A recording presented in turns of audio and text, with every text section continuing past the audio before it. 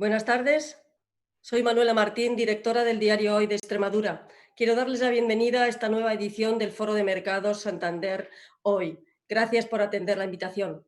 Bueno, muchos de ustedes seguro que han asistido a algunos de los foros previos que hemos organizado con el Banco Santander. Eran en el salón de un hotel, todos estábamos ahí juntos desayunando o tomando un vino español después. Pero los tiempos han cambiado y de qué manera han cambiado. Y hoy nos vemos obligados a inaugurar una nueva manera de comunicarnos y de compartir ideas de manera virtual. Estamos ante una situación económica nueva, ante un reto sin precedentes y hoy es, si cabe, más importante que nunca que los expertos que manejan las claves de por dónde puede ir la economía en los próximos meses y años nos ayuden a entender a qué nos enfrentamos y cómo podemos minimizar los problemas que nos encontramos y aprovechar las ventajas que se abren en toda crisis. En el diario Hoy en particular y en el grupo Vocento en general al que pertenece Hoy, somos muy conscientes del monumental reto y del monumental cambio que ha supuesto esta pandemia mundial. Lo estamos reflejando día a día en las páginas de nuestra edición de papel y en nuestra edición web. Estamos entrevistando a protagonistas, hablando con expertos que nos ayudan a entender no solo lo que está pasando, sino qué puede pasar en los próximos meses y años. Hemos retratado el inmenso dolor que está provocando el coronavirus, pero también estamos abiertos y hemos retratado la esperanza de que vamos a superar esta situación.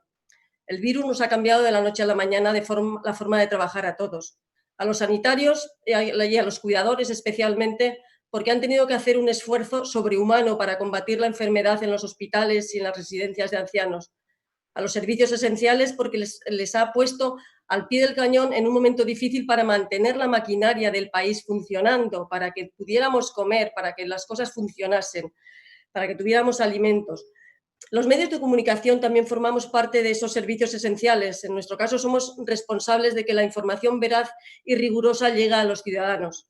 Y les aseguro que en estos meses hemos tenido que combatir más bulos que nunca, porque una pandemia es la situación idónea en que los desaprensivos que se dedican a fabricar noticias falsas tienen, pues bueno, el campo abonado para ellos.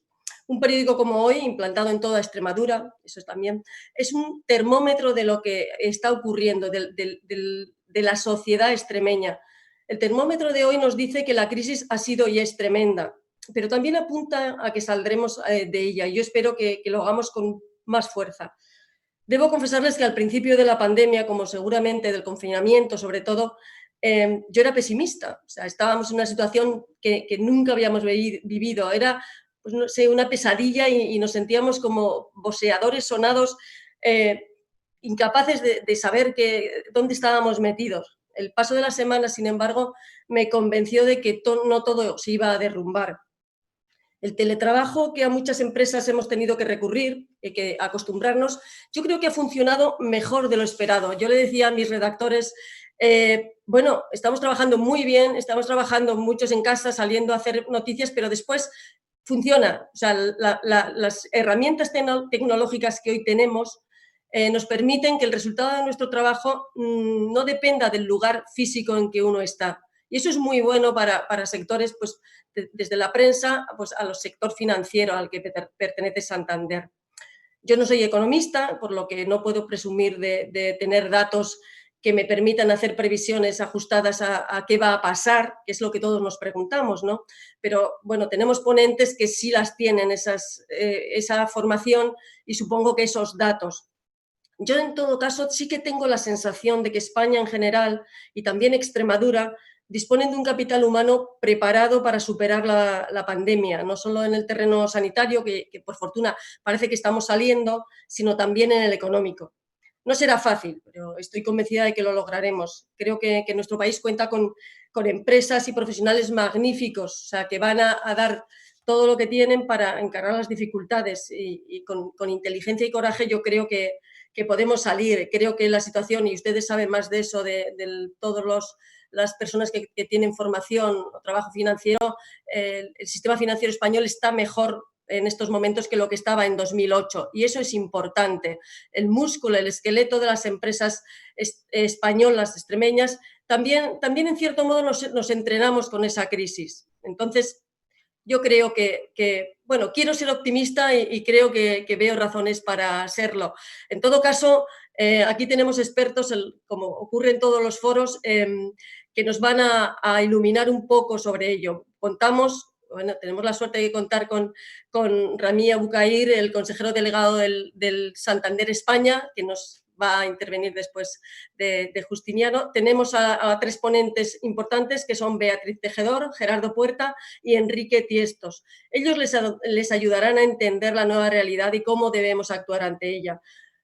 Ahora les va a dar muchos más detalles del contenido del foro Justiniano Cortés, el director territorial de Banco Santander en Extremadura. Yo les agradezco una vez más su asistencia al foro de mercados Hoy Santander, patrocinado por Santander, y le doy paso a Justiniano Cortés. Buenas tardes. Hola, buenas tardes, Manuela, directora general del diario Hoy, Manuela Martín. Y buenas tardes a nuestro consejero delegado, a Rami Abukair. Buenas tardes a los compañeros del banco que vais a intervenir como ponentes en esta jornada, a Beatriz, a Gerardo, a Enrique. Buenas tardes a todos los empresarios, inversores, amigos, amigas. Buenas tardes a todos.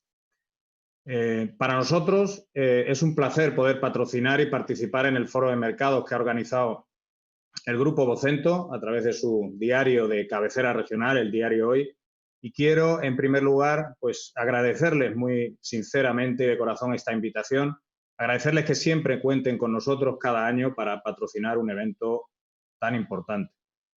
Como director territorial de Banco Santander en Extremadura, estoy encantado con el interés que ha despertado esta jornada. Son muchísimas las personas que están conectadas y además me consta que gente de muy alto nivel profesional y empresarial. Nosotros vivimos este momento de una forma muy especial, porque para nosotros este evento, este momento, es ya parte de la gran remontada en la que estamos absolutamente inmersos. Además, con un sabor especial, el sabor especial de los reencuentros con la gente que uno aprecia. Para mí es una gran satisfacción que nos acompañéis en esta tarde y poder compartir con vosotros el evento. En el banco hay algo que siempre hemos tenido muy claro. Hemos tenido muy claro que queremos demostrar de forma muy especial la cercanía con el cliente y más en el momento en el que vivimos, en el momento de esta dramática pandemia. No concebimos una forma sin esa cercanía en la que podamos hacer llegar al cliente nuestro apoyo y el apoyo que supone la fortaleza de una entidad financiera de las grandes a nivel mundial. Este compromiso con nuestros clientes no hemos querido que se viese mermado a causa del confinamiento que estamos sufriendo hoy todavía, a causa de la distancia física que tenemos que guardar de forma prudente todavía durante un tiempo y esta nueva forma de relacionarnos o de hacer estos eventos a la que se refería Manuela. No hemos querido que eso fuese un obstáculo, sino todo lo contrario. Gracias a nuestra avanzada tecnología, gracias a la moderna banca digital, gracias a los últimos avances en las herramientas de comunicación, como es el caso de esta jornada virtual, para que el cliente nos sienta y nos sintáis todavía mucho más cerca. Y la mejor prueba de ello, la mejor prueba de la importancia que le damos a este compromiso de cercanía y a este tipo de eventos es la presencia del consejero delegado de Banco Santander, Rami Abukair, que a continuación les va a dirigir unas palabras como prólogo a las ponencias posteriores. Rami, muchísimas gracias por haber hecho un hueco en tu agenda para acompañarnos esta tarde. Muchísimas gracias por tu continuo apoyo a la territorial y por la cercanía que demuestras a la sociedad extremeña en todo momento. Estamos deseando escucharte cuando quieras. Hola, buenas tardes. Bueno, muchas gracias, Justi, de apellido Cortés, nuestro director territorial en Extremadura. Gracias al Diario Hoy y a su directora Manuela Martín por invitarme a participar en este foro de mercados y sobre todo gracias a ustedes por conectarse a esta telepresencia esta tarde. La verdad es que es una pena no poder estar con ustedes y poder visitar una tierra como Extremadura, a la que tengo especial cariño. Estuve por allí hace poco más de 6 meses con el presidente de la Junta, Guillermo, en la sede, inaugurando la sede del Banco Santander en Badajoz y participamos, la verdad, que pues, en un acto que también fue fantástico, organizado por este mismo diario. Entonces inicié mi intervención con unas palabras que hoy cobran, si cabe, más sentido. Yo les decía que la mejor forma de predecir el futuro es construirlo. La verdad es que después de 3 meses muy complicados con el COVID, como decía Manuela, nos enfrentamos ahora pues, a un escenario de gran incertidumbre. Y lo mejor que podemos hacer es empezar a construir el futuro. Y como decía antes Justi, es iniciar la remontada. La principal preocupación es que esta crisis económica, derivada de una emergencia sanitaria, pase de ser coyuntural a ser estructural, ¿no? Por eso hay que tratar de forma muy urgente a la economía, pues como se trata de un enfermo del COVID, para que de todas podamos remontar y para que España, como comentábamos, de verdad inicie la remontada. El mejor tratamiento es apoyando a las empresas, porque son las que pueden mantener el empleo y, por tanto, son las que pueden proteger a las familias. Siempre digo que no hay política más social que crear empleo. Por ello, creo que la salida es la empresa. O dicho de otra manera, sin la empresa no habrá salida. La principal característica de esta crisis, como decía, es la incertidumbre que la rodea. No hay precedentes en la historia. Hemos visto que las previsiones han ido cambiando continuamente. Va a haber una fuerte contracción, sin duda, del PIB, un incremento del déficit, de la deuda y del paro. Y también, lamentablemente, hemos alcanzado en el año 2019 pues, nuestro récord en exportaciones y este año pues, caerán entre un 25 y un 30%. Este es el escenario de los próximos meses y este es el futuro más inmediato y un futuro que empieza desde ya. En este contexto, los bancos jugamos un papel fundamental. Desde el primer momento hemos querido ser parte de la solución al problema, ofreciendo nuestro apoyo a los particulares y a las empresas. En nuestro caso, Banco Santander, estamos desarrollando un rol que entendemos que es esencial y también tenemos esa presión lógica por ofrecer liquidez y por dar crédito, especialmente a las pymes, a los comercios y a los autónomos, siendo la primera entidad que se puso en contacto con los clientes. Yo creo que también cuando vengan mejores tiempos, mucha gente se acordará de que el Santander fue el primero que levantó el teléfono y le llamó y estuvo a su lado. Y hemos ofrecido financiación por 45.000 millones de euros para autónomos, micros, pymes y empresas. Y no es que la hemos ofrecido, es que están en cuenta de nuestros clientes. Y además hemos protegido a 200.000 hogares, que en este momento es muy relevante, a través del plan de ayuda a las familias, que va más allá de las ayudas públicas en cuanto a líneas de financiación. Contemplan la moratoria hipotecaria, anticipo de prestaciones, moratorias en préstamos al consumo o tarjetas. Nuestro papel, además, como banco, debe ser ayudar a nuestro país. Entendemos que con una cuota como tenemos del 25% en el mundo de las empresas, tenemos, como decía, un rol muy importante que destacar. Y nuestro rol es contribuir al progreso de las personas y de las empresas. Tenemos, por tanto, un rol determinante en la recuperación económica de España. Lo urgente, a las puertas del verano, es apoyar el turismo como motor de nuestra economía, que supone un 12,5% del PIB, que da empleo a más de 2.600.000 personas y, bueno, por esta tierra pasan más de 2 millones de turistas al año. Y proteger también, como no, al resto de sectores, al agroalimentario, al siderúrgico, a la industria del corcho y a la química. Hay que reactivar la economía para preservar el empleo y las cotizaciones sociales, con las que mantenemos el estado de bienestar, y esto nunca se nos tiene que olvidar. Y también mantenemos con ello las pensiones y una sanidad pública que ha vuelto a demostrar ser un ejemplo a nivel mundial. Miren, esta crisis ha cambiado muchas cosas, pero hay algo que no ha cambiado. Y es la relación de cercanía y de confianza que tenemos con nuestros clientes. Algo que, a pesar de las distancias de seguridad, el equipo Santander España, en nuestro pacense director territorial, como decía Justiniano, creo que han mantenido y de una forma admirable. Por cierto, Justi, no se me ha olvidado. Muchas felicidades, que hoy es tu cumpleaños. Muchas gracias, Rami. Ustedes son la esencia de nuestro negocio y nuestra razón de ser. Y eso nunca lo vamos a olvidar. Y para ustedes, como les decía, aquí estamos. Yo creo que en este momento hay que mandar un mensaje también de cercanía. Tenemos que recuperar la actividad y devolver la confianza en nuestro país para atraer la inversión. Eso es algo fundamental. Necesitamos que sigan creyendo en nuestro país, porque durante años ha seguido viniendo la inversión extranjera, porque España es un país realmente atractivo en el que invertir. Y en esta intervención he utilizado en varias ocasiones el mismo sustantivo, y como decía también Justiniano, remontada. Y tiene un porqué, porque en este momento de incertidumbre nuestro país y la gente necesita mensajes optimistas. La verdad es que ponemos los informativos y todos los mensajes son, bueno, pues reflejando una realidad muy triste. Las personas que fallecen cada día, el número de contagiados, pero creo que estamos en un momento donde parece que hemos dado ya un paso hacia adelante en la crisis sanitaria y lo que hace falta son mensajes de ánimo, de empuje y mensajes de esperanza. Anoche lanzamos una campaña que algunos de ustedes estoy seguro que habrán visto en televisión y que protagoniza una de las personas que es el mejor embajador que podemos tener en este país. Alguien a que todo el mundo quiere, juegue donde juegue, todo el mundo se siente representado con los valores que tiene. Y no es otra persona que Rafa Nadal.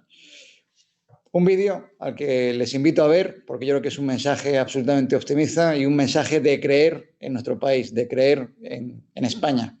Y como decimos, vamos a por esa remontada. Muchísimas gracias por su conexión y me encantaría poder compartir ese vídeo, esa campaña que estoy seguro que si no la han visto en los próximos días no van a dejar de ver. Muchísimas gracias. Está en una situación muy complicada, muy adversa. Queda mucho partido por delante, se le puede dar la vuelta a esto. Sabe lo que tiene que hacer, se le ve muy concentrado. ¡Qué crack! Cuando eres así de bueno, te quieren en todo el mundo. Es increíble, qué poco necesita para venirse arriba. Lo que estamos viendo supera todas las expectativas. Las remontadas no son una cosa mía, son una cosa nuestra. Nos toca remontar. En Santander estamos poniendo todo nuestro empeño y solidez para hacerlo posible. Y para que este verano puedas viajar y apoyar a nuestro turismo. ¡Vamos!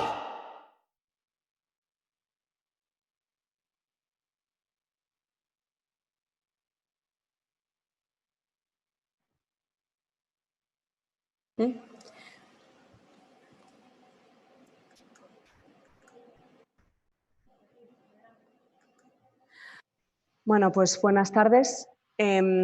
Como ha comentado antes, hace un momento, nuestro consejero delegado Rami, lo que ahora mismo frente a lo que estamos ahora mismo a nivel mundial es una crisis bastante profunda y la realidad de la vida es que es una crisis pues, por la que no hemos pasado antes. Tendemos a intentar mirar al pasado para ver un poco en qué situación estamos ahora mismo y la verdad es que aquí hay una diferencia bastante grande con respecto a lo que podría ser una crisis tradicional o lo que en economía tenemos en los libros de texto y la verdad es que es porque esto ha empezado por una crisis sanitaria. Ha empezado por una crisis sanitaria a priori localizada en una zona muy específica del mundo y de repente se ha vuelto global. ¿Qué ocurre? Pues que al fin y al cabo empieza en China. China al final es parte de la cadena de suministro, una parte importante de la cadena de suministro de la industria a nivel mundial y por lo tanto pues el hecho de que allí para frenar la crisis, para frenar la pandemia empezaran a tomar medidas de confinamiento y a paralizar básicamente la economía, a lo que llevó fue un shock de oferta en el resto del mundo. ¿Qué ocurre? Que al final esta crisis sanitaria se va expandiendo y al final nosotros también de este lado del globo tenemos que empezar a adoptar medidas de confinamiento pues, para que no se expanda y en lo que empezó siendo un shock de oferta acaba siendo una crisis de demanda. Entonces, todo esto es una secuencia que no estamos acostumbrados a ver. ¿Qué ocurre? Que al fin y al cabo tenemos que intentar ver un poco qué ha pasado antes, intentar encontrar o tendemos a intentar encontrar alguna seña de referencia en crisis anteriores para intentar atajar estas caídas fuertes en el crecimiento o intentar ver qué puede pasar más adelante. Lo más reciente que tenemos es la crisis de 2001 y luego la crisis pues la financiera, la del 2008. ¿Qué ocurre? Que la del 2001, digamos que la única similitud que podemos ver, o una gran similitud que podemos ver con lo que está ocurriendo ahora, es que vino no por una crisis sanitaria, pero sí por una crisis de confianza. Al final, el hecho de que hubo ataques terroristas, lo que desencadenó fue una especie de situación de pánico, la gente se encerró en sus casas y lo que empezó siendo un ataque terrorista acabó en una crisis de demanda. ¿Qué ocurrió también por aquel entonces? Pues que no sé si se acuerdan, pero básicamente todo el mundo empezó a decir que esto era un antes y un después, la gente iba a dejar de viajar en avión, la gente no iba a salir de sus casas y prácticamente pues esto iba a ser una crisis ya para siempre. O al menos que determinadas industrias estaban condenadas al fracaso o directamente a la muerte. Bueno, en realidad no fue así, porque al final la única diferencia entre antes y después del tema de los ataques terroristas lo que tenemos es que pues, no podemos llevar líquidos como antes, tenemos que quitarnos los zapatos antes de subirnos en un avión, pero ya está, no hay mucho más allá de eso. Y la gente volvió a viajar, volvió a tomar aviones y volvió a relacionarse. Crisis financiera del 2007-2008. Francamente, nosotros pensamos que ahora mismo el sector privado y en concreto el sector bancario está bastante mejor preparado de lo que estaba en aquel entonces. Cuando llegamos a la crisis de 2007-2008, cierto, teníamos unos niveles exponenciales tremendos de crecimiento. Problema, estaba el sector privado tremendamente endeudado y el sector financiero, digamos, con unos ratios de riesgo un poco ya pasados de vueltas. Ahora mismo la crisis que ha llegado, o esta desaceleración tan fuerte que estamos sufriendo, ha pillado a las empresas con unos balances tremendamente robustos, con unos niveles de endeudamiento bajos, desde luego incluso a las familias con unos niveles de apalancamiento muy, muy bajos y sobre todo al sector financiero con unos niveles también con unos niveles de apalancamiento o con unos niveles de endeudamiento francamente bajos. ¿Qué ocurre? Que pensamos que esto da una robustez a los balances que antes no teníamos, que no tuvimos en 2007-2008. Y esta robustez debería ayudar a remontar y debería ayudar en la remontada, sobre todo y fundamentalmente porque, como ha dicho Rami, el papel de las entidades financieras ahora mismo va a ser fundamental de cara a dar ese balón de oxígeno y este balón de oxígeno que ayude al sector privado a recuperarse. He comentado que esta crisis no se parece en nada a las que hemos visto anteriormente. Bueno, pues tendremos que ver un poco cómo impacta esta crisis en el PIB, porque aunque no la hayamos visto antes, tenemos que intentar evaluar de alguna manera qué puede pasar, ¿no?, de aquí en adelante. Bueno, lo que vemos es que ahora hemos tenido un poco que romper los modelos que teníamos hasta ahora de predicción, porque, como ya digo, no se parece en nada a lo que hemos visto antes, punto número 1. Punto número 2. Nosotros realmente lo que estamos viendo es que no afecta a todos los sectores por igual y luego además hay que tener otra cosa en consideración, y es que aunque es una crisis a nivel global, la pandemia no ha afectado al globo entero a la vez. Entonces, la primera característica que vemos es que las exportaciones no se han visto tan tocadas como, por ejemplo, en el año 2019 con el tema de la guerra comercial. ¿Por qué? Porque al final siempre hay algún punto del mundo que o está saliendo de la situación de crisis y por lo tanto los confinamientos ya no están o se están levantando, mientras que hay otras zonas del planeta donde empieza a haber confinamiento. Por lo tanto, es una especie de efecto ola, pero que implica que siempre hay algo de demanda externa. Eso es lo primero que hay que tener en cuenta. Lo segundo, no afecta a todos los sectores por igual, ya no por un tema de más o menos exposición a exportaciones, pero sobre todo porque depende de lo que dependan estos sectores del sector doméstico, de la demanda doméstica, y luego además depende de si han estado sujetos a confinamiento o no. De hecho, lo que vemos es que, por ejemplo, no hay más que coger datos de IPC. Lo único que está subiendo un día tras otro es todo el tema de alimentación, que al final es lo que no ha cerrado. Y en esto, pues básicamente hemos tenido que cambiar los modelos. ¿Por qué? Pues porque al final, en lugar de utilizar indicadores de clima industrial o de clima empresarial o de confianza consumidora, lo que hemos tenido que utilizar son indicadores de contagio para intentar predecir cuándo se iban a producir los confinamientos y cuándo se van a levantar. Punto número 1. Punto número 2, otra cosa que es bastante diferente, es que lo que hemos tenido que hacer es modelizar cómo puede salir la economía, digamos, con lo que nosotros venimos diciendo es que es como si tenemos el apagar y encender la luz. Es decir, un sector o una empresa llega por la mañana, abre, hace su negocio y cierra. Bueno, pues en España, por ejemplo, desde el día 14 de marzo hay empresas que directamente no levantaron el cierre ya más y lo están levantando ahora. Entonces, en función de estas medidas de desconfinamiento, a qué sectores afectan, a qué tipo de empresas afecta, incluso ya hemos llegado al punto de a qué área geográfica afecta dentro de un país, pues es lo que nos va un poco a marcar el ritmo de recuperación del PIB. Y eso también es bastante insólito porque ya ni siquiera podemos medir el PIB en término nacional, hay que medirlo por regiones también. Otra cosa también que hay que tener en cuenta. Nosotros realmente lo que hemos hecho ha sido modelizar escenarios, porque al fin y al cabo no sabemos si vamos a tener una recaída. Teníamos una pequeña estimación más o menos de cuándo se iban a levantar los confinamientos, pero tampoco somos adivinos, pues no sabíamos tampoco hasta qué punto la pandemia iba a seguir afectando, hasta qué punto las cifras de contagiados o muertos iban a seguir aumentando.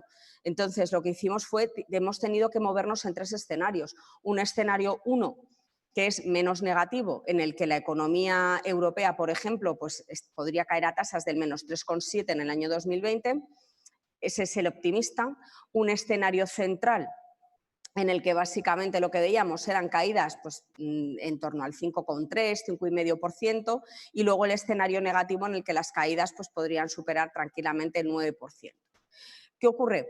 Que al final, lo que hemos comentado, como estos balances siguen robustos, la recuperación tendría que darse normalmente en el año 2021 y, por lo tanto, las tasas de crecimiento, las vueltas de crecimiento tendrían que ser bastante elevadas en 2021. Estaríamos hablando de tasas de en torno al 8% en el escenario, digamos, en el positivo. Como la caída habría sido menor, pues la vuelta sería en torno al 8%, pero podríamos llegar a crecimientos incluso del 10,5% en el escenario negativo de caída más abultada, ¿no?, en 2020.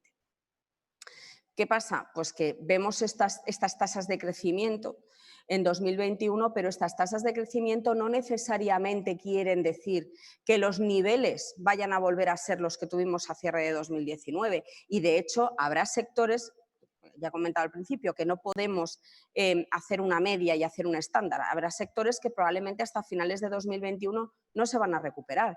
Pues sectores, no sé, como todo lo que es ocio, cultura, incluso líneas aéreas, tardarán muchísimo más en recuperarse. En cambio, hay otros, como por ejemplo manufacturas, que como dependen más de lo que es la demanda externa y no tanto de la demanda interna, pues probablemente tengan más posibilidades de recuperarse un poquito antes.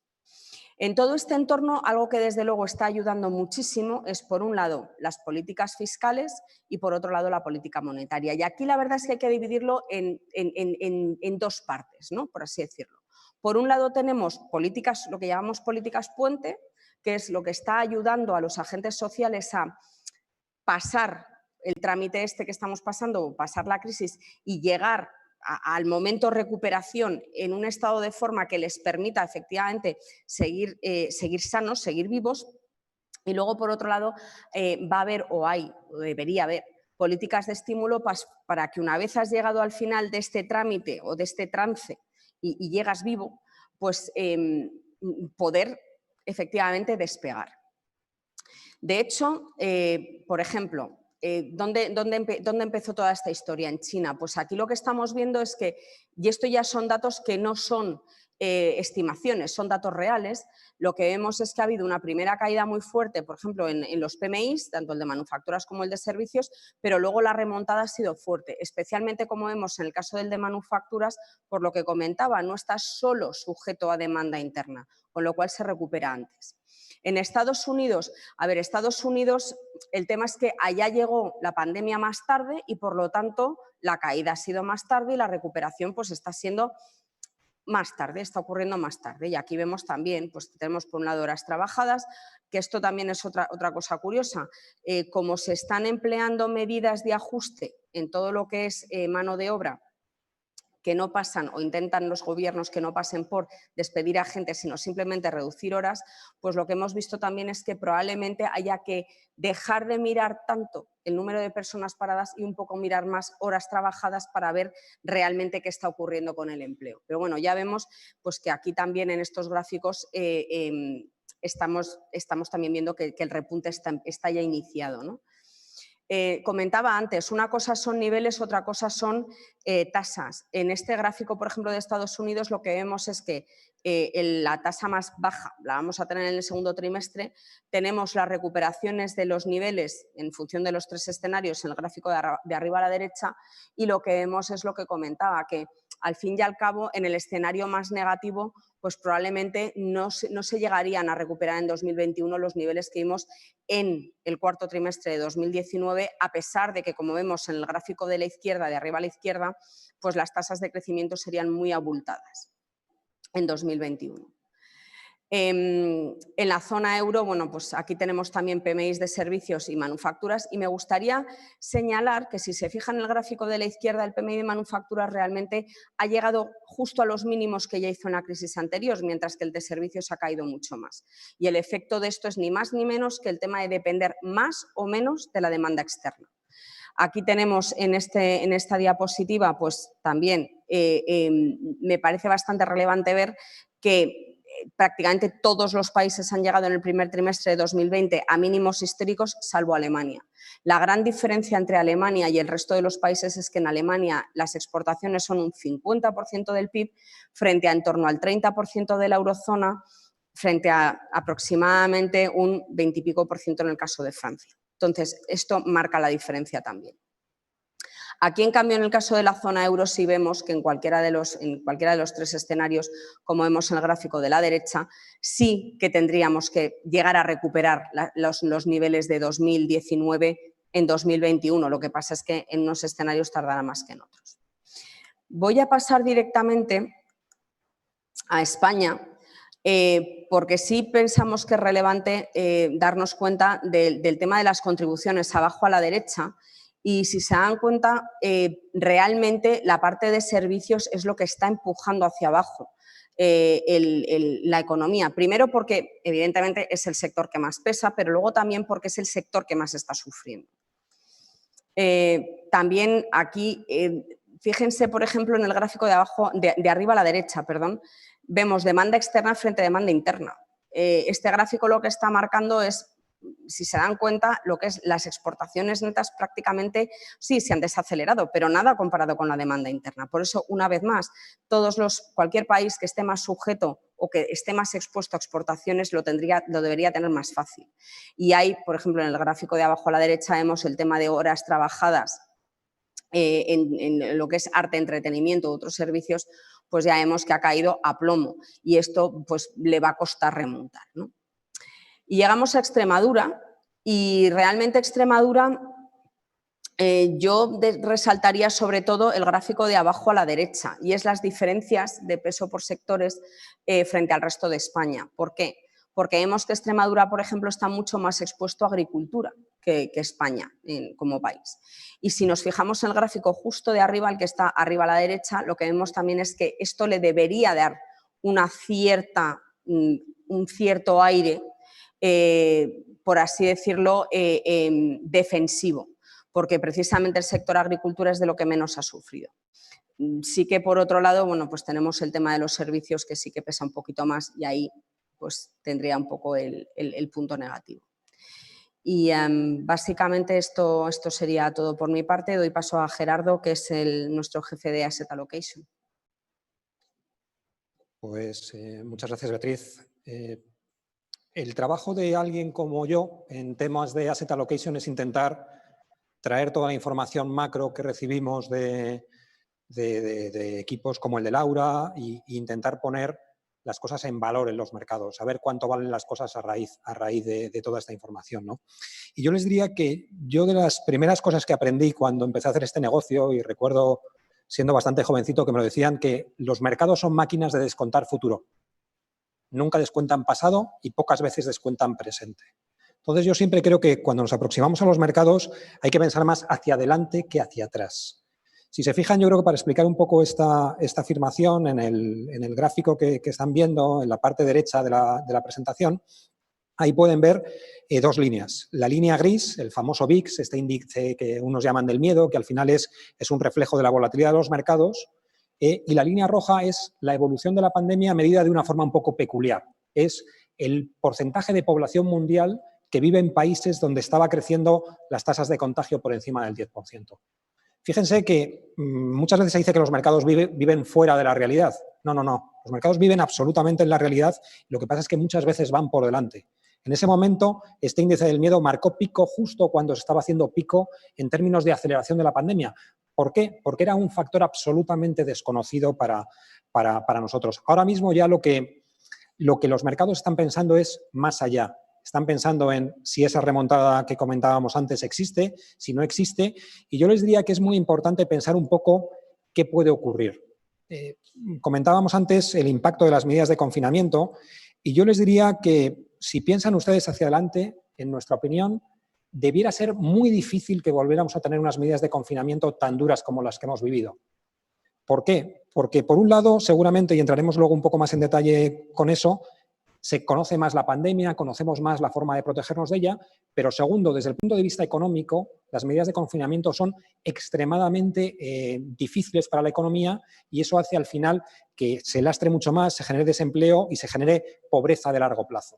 En el gráfico de la izquierda ahí pueden ver el impacto que tiene en PIBs por países una situación de confinamiento. Pues en el caso de Alemania y de España podría llegar a ser el 30% del PIB.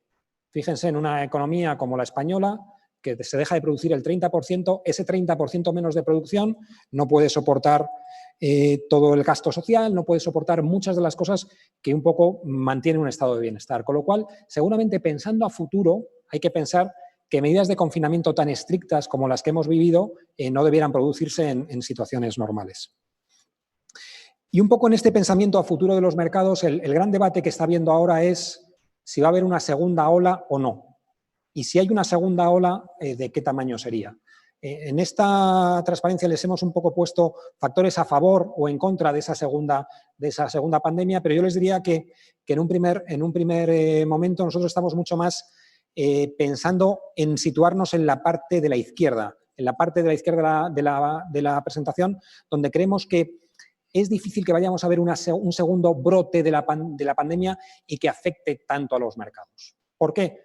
Porque primero hay un mayor conocimiento sobre la enfermedad, es decir, nosotros como población estamos mucho más preparados, estamos mucho mejor preparados en los principales focos de contagio. Si se paran a pensar, hospitales, residencias de ancianos, viajes han sido los principales focos de contagio y eso ya se está trabajando para solucionarlo y de hecho ya en algunos casos ya está solucionado. En tercer lugar, seguramente ya conocemos mejor formas de paliar la enfermedad. Hasta ahora, los primeros meses era absolutamente nuevo, los médicos probaban, pero poco a poco se van conociendo mejores tratamientos, se van conociendo medicamentos que pueden ayudar a superar la pandemia. Y por último, hay que pensar en que habrá una vacuna.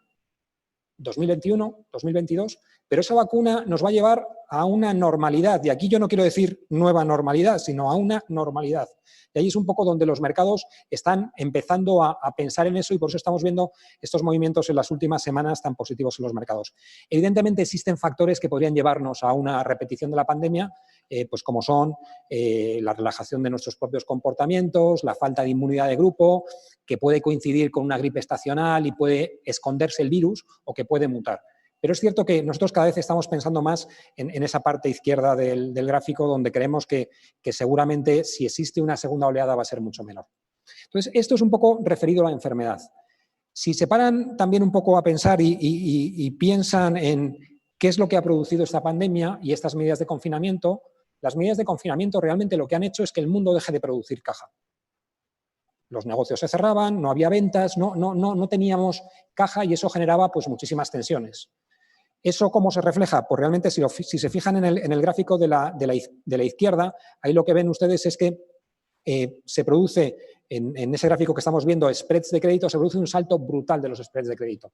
Pero fíjense, no tiene nada que ver con los saltos que tuvimos en el 2008 y además los saltos del 2008 fueron muy duraderos en el tiempo. Cuando algo es duradero en el tiempo, cuando hay una restricción de liquidez muy larga en el tiempo, termina transformándose en un problema de solvencia. Cuando hay un problema de liquidez corto en el tiempo, seguramente eso se puede paliar con medidas puente, que es un poco lo que ahora voy a tratar. En las medidas puente, yo les diría que aquí ha habido dos factores donde la política económica ha aprendido mucho el 2008. Si se fijan en el gráfico a la izquierda, ahí tienen cómo ha variado el balance de la Fed, del Banco Central Americano, a lo largo del tiempo. La línea gris refleja cómo fue durante la recesión del 2008. Durante la recesión del 2008, la Fed tardó 3 trimestres en inyectar liquidez. No inyectó liquidez hasta que quebró Lehman. Eso que generó que durante 9 meses las empresas sufrieran spreads mucho más altos, dificultades de financiación y hiciera que todo se ralentizase más y empeorase a futuro. En este momento, el cambio, la gestión de política monetaria ha sido totalmente distinta. Fíjense la línea roja, cómo prácticamente desde el primer día que nos enteramos que esto venía, los bancos centrales responden muy rápidamente ofreciendo liquidez a los bancos para que los bancos la pasen al sistema financiero o directamente actuando sobre el sistema financiero. El otro gran cambio es la parte de la derecha, medidas fiscales. El gráfico de arriba, las barritas rojas contra las grises, las rojas son el tamaño de la actuación ahora, medida como porcentaje del PIB, y las barritas grises es lo que se actuó durante el 2008-2010. Fíjense la diferencia, prácticamente todas las barritas están por encima. Pero incluso es más importante en la parte de abajo del gráfico de esta transparencia. Ahí abajo a la derecha pueden ustedes ver que las barritas grises es la liquidez que los gobiernos están prestando a todos, a los agentes económicos, ya sean consumidores, ya sean empresas, para poder pasar esta sequía de liquidez. Y eso realmente lo que permite es, si las medidas sanitarias funcionan, si podemos empezar a salir a la calle, van a permitir que las empresas puedan un poco remontar rápidamente y se pueda generar rápidamente que la economía vuelva a funcionar. Y esto es una de las claves de esta crisis. Esta crisis, si se va a distinguir de algo de todas las de la historia, es por el gráfico a la izquierda. ¿Cuán rápido es? El gráfico a la izquierda, todas las líneas grises que tienen ahí son recesiones que hemos tenido desde 1949. Fíjense qué forma tan diferente tiene la línea roja, que son nuestras estimaciones, o la línea azul, que son las estimaciones de consenso. Es una caída súper brusca, pero luego una recuperación súper brusca para prácticamente terminar incluso mejor que en otras recesiones. ¿Eso qué ocurre? Que los mercados, que como les decía son máquinas de descontar futuro, al final lo que han hecho ha sido recoger este movimiento súper rápido. Fíjense la línea roja del gráfico de la derecha, que es el comportamiento de la bolsa americana, lo rápido que ha caído, pero también lo rápido que ha vuelto a meterse un poco en la media de todos los comportamientos históricos. Con lo cual nosotros estamos llevando esto un poco una recesión a cámara rápida y vemos que también los mercados se están comportando a cámara rápida. Y la conclusión que sacamos de esta idea es que cuando muchos clientes nos dicen, ¿pero creéis que los mercados pueden volver a mínimos como los que vimos en marzo? Pues pensamos que en las actuales circunstancias, y asumiendo un poco la hipótesis que decíamos de no creemos que haya una segunda vuelta de la pandemia muy fuerte, realmente es difícil. ¿Por qué? Porque los mercados han hecho el comportamiento habitual en términos de tamaño de lo que hacen históricamente. El gráfico de la derecha, ahí pueden ver que las bolsas corrigen de máximos a mínimos durante las recesiones pues alrededor de un 30%. En esta ha sido un 35%. En la recuperación desde los mínimos a los máximos, desde los mínimos al final de la recesión, suelen recuperar un 20 y muchos %. En esta ha sido un 31%. Durante la recesión es aproximadamente una caída de un 5%. En esta ha sido una caída de un 13%. Y luego los mercados suelen tener comportamientos positivos, me refiero a las bolsas, suelen tener comportamientos positivos 6 meses después de la recesión. Dese en cuenta que si estamos en una recesión, esta es una recesión donde el mínimo lo vamos a estar marcando posiblemente este mes, hace unos días, dentro de unos días. No debiéramos estar muy lejos de eso, porque ahora el mero final de los confinamientos genera actividad y va a permitir que la recuperación empiece. Y ahora voy a pasar a la parte un poco más difícil que nos encontramos las personas que estamos en mercados en estos momentos. Es cómo valoramos esto. Decía antes Beatriz que los modelos antiguos no sirven y realmente nosotros cada vez estamos más en esa tesitura. Los modelos tradicionales viven mucho de la historia, son modelos de regresión y en esos modelos de regresión, pues como tienen en la derecha, realmente podríamos decir que los beneficios este año en Estados Unidos pueden caer del orden de casi un 30%, para el año que viene recuperar un 20%. Pero yo les diría que la credibilidad que tienen estos modelos ahora mismo es bajísima. Nunca han vivido una situación como esta. Con lo que posiblemente hay que vivir un poquito más en el sentido común, pensar un poquito más, pues yo les diría de forma un poco fuera de los modelos y fuera de las tablas y decir, si el mercado va a recuperar o la economía puede recuperar la normalidad en el 21 o incluso en el 22, un poco en una situación peor, realmente los beneficios debieran volver a ese punto y las valoraciones debieran volver a ese punto, pues un poco alrededor de ese momento. Y si se fijan es un poco lo que está pasando. La bolsa americana, que llegó a perder un 30%, ahora está perdiendo, me parece, solo un 8, un 10% respecto a los inicios de año. La bolsa americana está empezando a pensar que la normalidad viene y que esa normalidad pues vale en términos de mercado lo mismo que valió antes. Por último, les diría una reflexión sobre los mercados de crédito. Los mercados de crédito, como les decía, realmente nos hemos enfrentado a 2 meses, 3 meses, 4 meses y en algunos sectores durará más, donde la caja generada va a ser mucho menor. Eso lo que ha hecho es que los spreads suban muchísimo.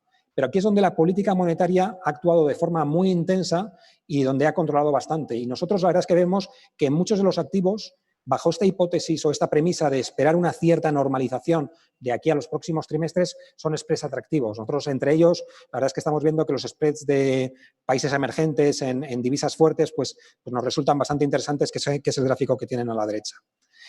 ¿Riesgos hacia adelante? Pues evidentemente los hay. He hecho muchas hipótesis sobre el comportamiento de la pandemia, sobre que las políticas fiscales y las monetarias han parado, han parado los efectos financieros negativos de la crisis, pero realmente hacia adelante tenemos 2 grandes eventos este año que todavía nos van a generar ruido. El primero va a ser la tensa relación entre China y Estados Unidos. Realmente es una relación que se va a mantener en este estado de tensión, pero hay una cosa importante. Uno depende del otro y el otro depende del uno. Si Estados Unidos quiere este año crecer, necesita que China cumpla el acuerdo que firmaron en diciembre.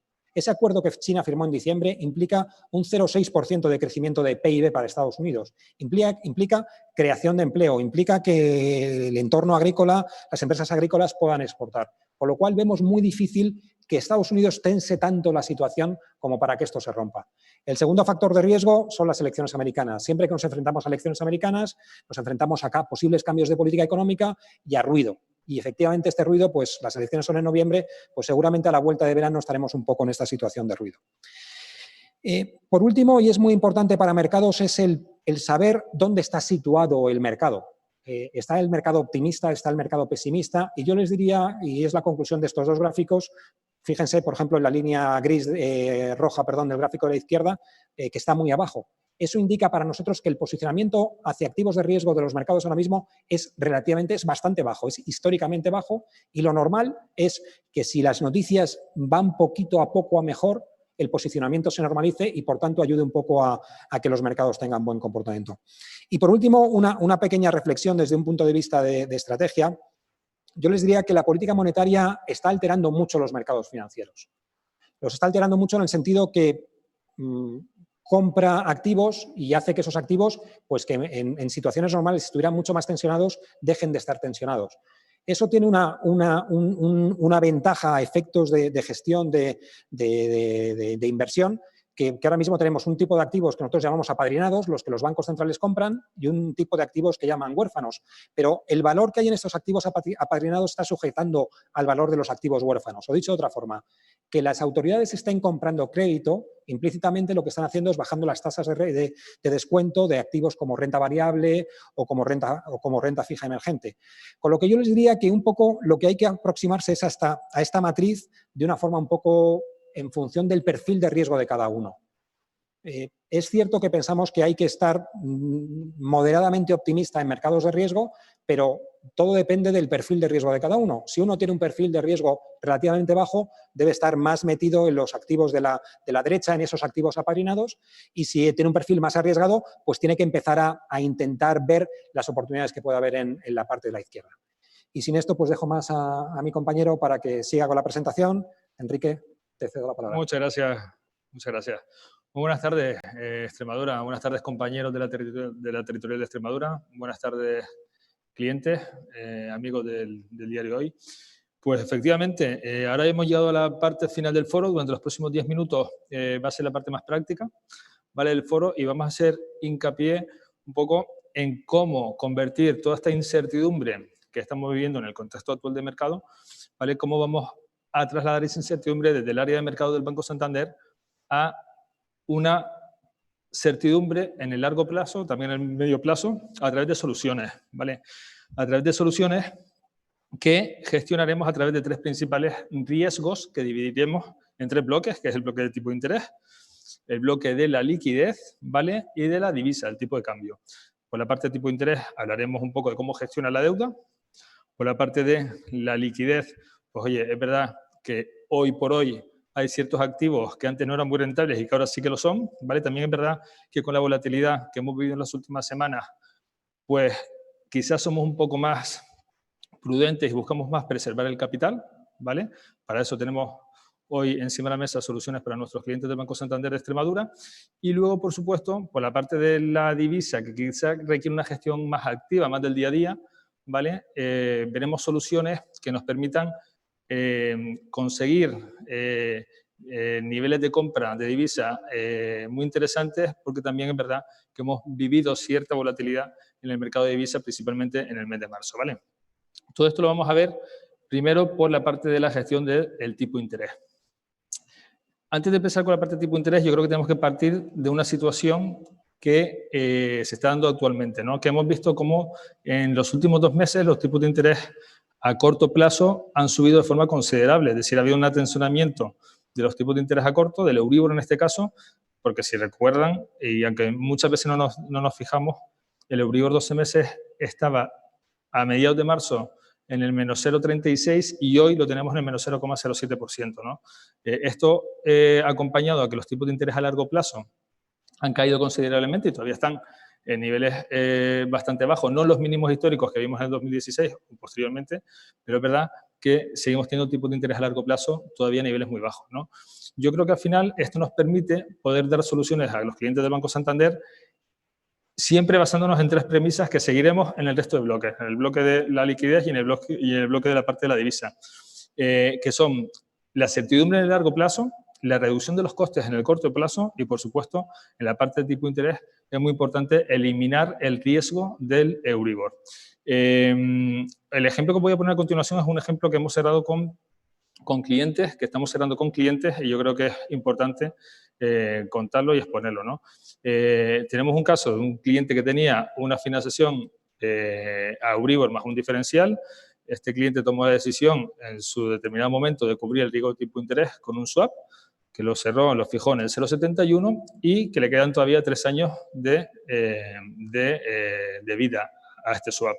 Es decir, el coste financiero para este cliente sería el spread 1, que es como hemos llamado el diferencial de esta financiación antigua, más el tipo del 0,71. Por lo tanto, este cliente, ante la situación actual, donde necesita tener menos costes durante los próximos años, toma la decisión de innovar esa financiación y alargarla en el tiempo, ¿no?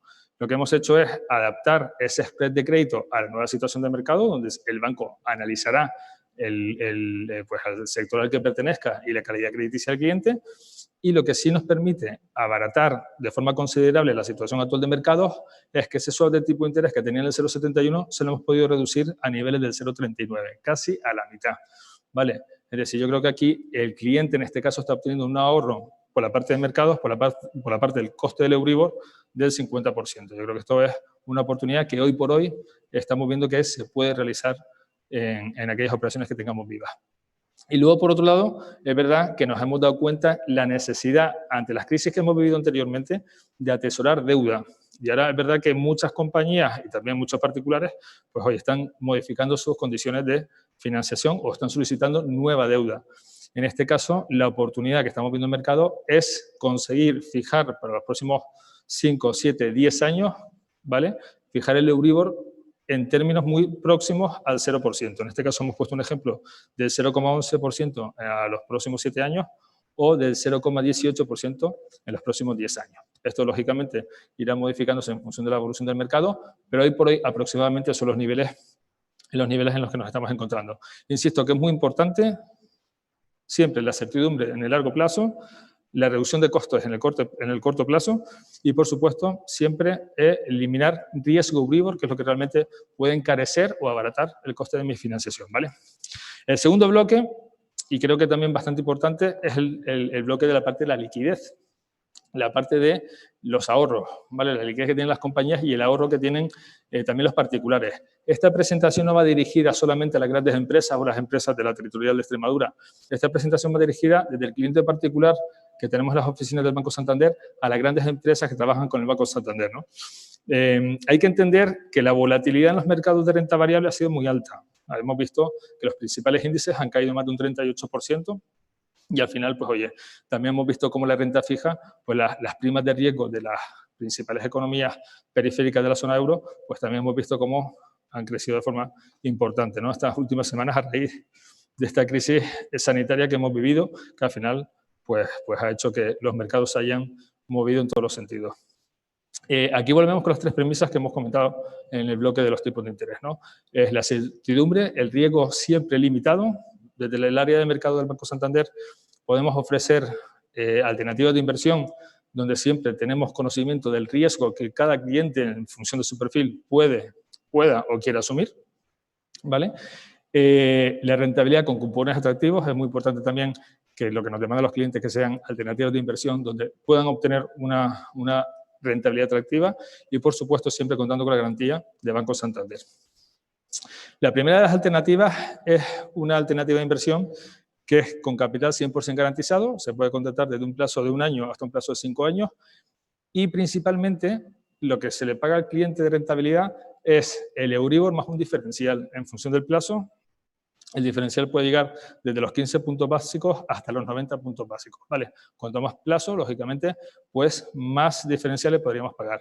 Además, la parte positiva, o la que nosotros entendemos que puede tener más sentido, es que encaja de una forma, creemos que adecuada, a aquellas compañías que tengan masas de deuda importantes, ¿vale? Que por tanto no tengan cubierto su riesgo de tipo de interés y ante subidas del Euribor, pues tengan que pagar más por esa deuda.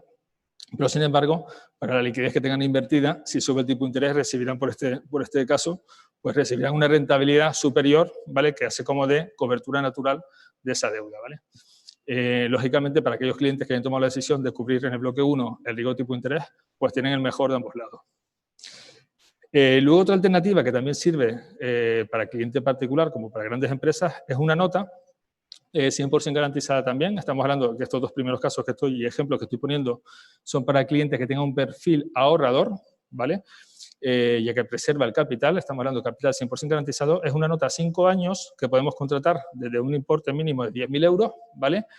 Y que nos pagan una rentabilidad cierta anual del 0,20%. Esta rentabilidad se puede incrementar, casi se puede triplicar hasta un 0,50, siempre y cuando el IBEX 35, que estamos tomando como referencia el IBEX 35 hoy, en un momento en el que hemos visto que los principales índices han caído de una forma importante en estas últimas semanas, siempre y cuando el IBEX 35 año a año esté por encima de su nivel inicial, que es el de hoy.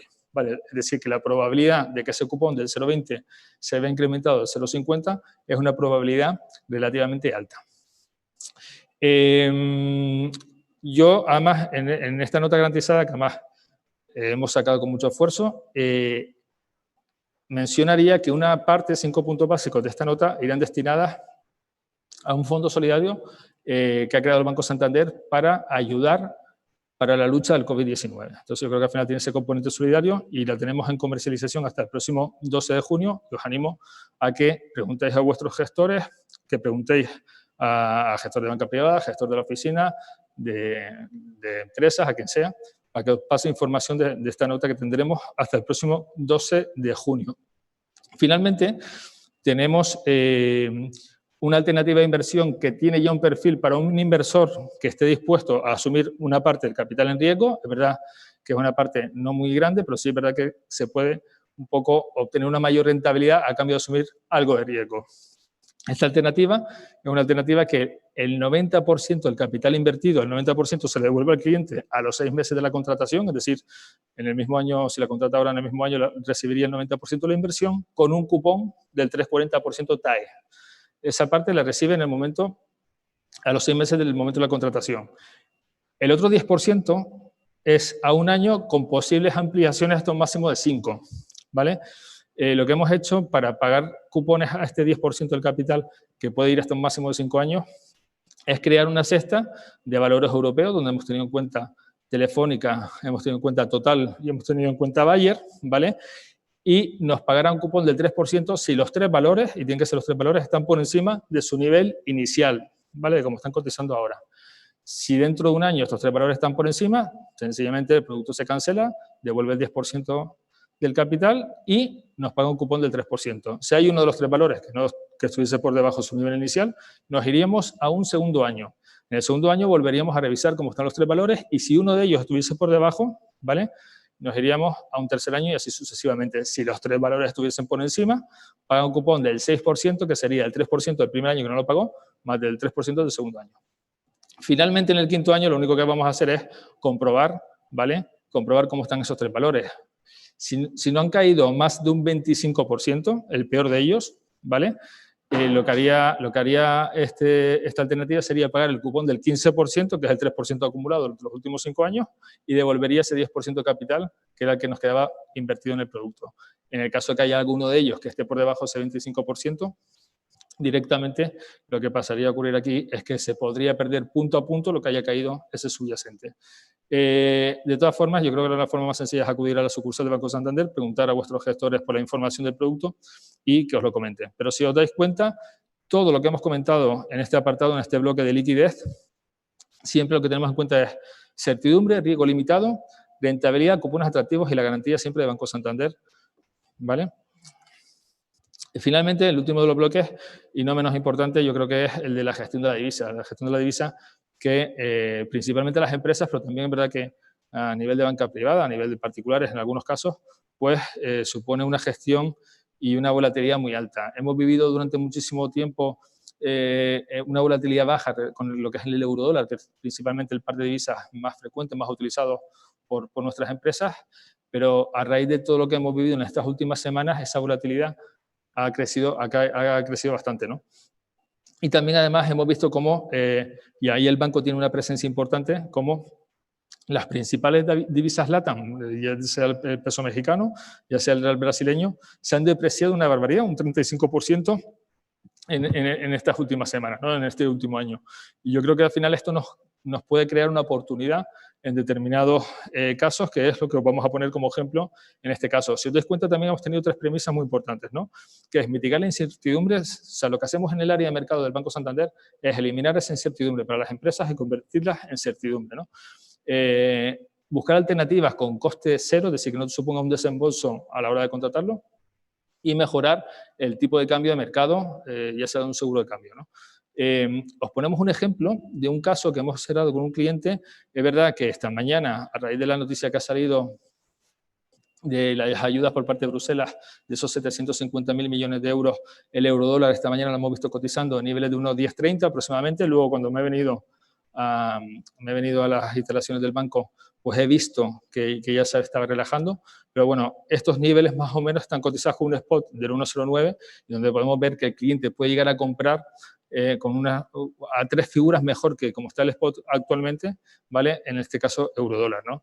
Para el caso de los importadores, podemos mejorar 3 figuras como está el spot. Sabéis que ese diferencial de tipos entre Estados Unidos y Europa se ha estrechado en estos últimos meses, y por tanto, esa diferencia de puntos ya cada vez se va viendo más reducida, ¿no? Por la parte de los exportadores, pues estamos consiguiendo también, a través de una estructura muy sencilla, un acumulador 2x1, estamos consiguiendo niveles de venta de dólares, ¿vale?, a 1,08, cuando si miramos históricamente la evolución del euro-dólar en los últimos 15, 16, 17 años, yo entré en el banco en el año 2003, pues hasta entonces, muy contadas ocasiones, hemos visto el euro-dólar en niveles de 1,08 para poder vender niveles de 1,08. Por lo tanto, objetivamente entendemos que para un exportador siguen siendo niveles interesantes, ¿no? Y luego, por la parte de LATAM, yo creo que ahí al final el banco, que luego comentaré en la siguiente slide, ya como para terminar el foro, el banco tiene una presencia importante, principalmente también en Brasil, en México, como ya sabéis, ¿no? Hemos hecho una operación muy interesante con un cliente que puede comprar pesos mexicanos a niveles de 28,50. Este es un nivel que históricamente nunca se ha alcanzado, ¿vale?, desde que existe el euro. Entonces, yo creo que la volatilidad, la depreciación tan importante que hemos visto las últimas semanas del euro contra el peso mexicano nos permiten, ¿vale?, hacer este tipo de operaciones con estructuras que no podemos llegar a través de un seguro de cambio tradicional, ¿no? Y luego, para los exportadores, pues todas aquellas compañías que han tenido que repatriar fondos desde Brasil, por ejemplo, para cambiar de subyacente, es verdad que al tener que vender reales brasileños han visto cómo el impacto que ha tenido esta depreciación del real frente al euro, pues les ha podido causar un impacto muy importante en la cuenta de resultados. Entonces yo creo que al final siempre lo que tenemos que intentar es conseguir las tres premisas que hemos mantenido en cada uno de los bloques. En este caso de la divisa, como decía al principio, es mitigar la incertidumbre, tratar de buscar alternativas que tengan coste cero, que no supongan el pago de prima, y siempre mejorando la cobertura tradicional o lo que es el seguro de cambio tradicional, ¿no? Hombre, yo creo que para los tres, ¿no? Y para todos los compañeros de la territorial de Extremadura, yo creo que es un orgullo poder decir, ¿no?, que el banco, que trabajamos en una entidad que, oye, pues al final estamos presentes en más de 152 países, tenemos más de 15 bancos comerciales, tenemos 10 oficinas sucursales de banca mayorista alrededor de todo el mundo, somos multi-asset, es decir, podemos cotizar cualquier subyacente en tipo de interés, en divisa, en equity, en inflación, en liquidez, en lo que sea, y al final esto también nos abre muchas puertas, ¿no? Y nos ayuda un poco también a poder dar soluciones a nuestros clientes, que es lo que nos demandan. No olvidemos que el Banco Santander tiene más de 160 años de historia y al final un poco se ha conseguido con el trabajo y con mucho esfuerzo pues llegar a conseguir la foto que tenemos aquí delante y que podéis observar, ¿no? No puedo despedirme del foro sin presentar al equipo de mercado de Extremadura.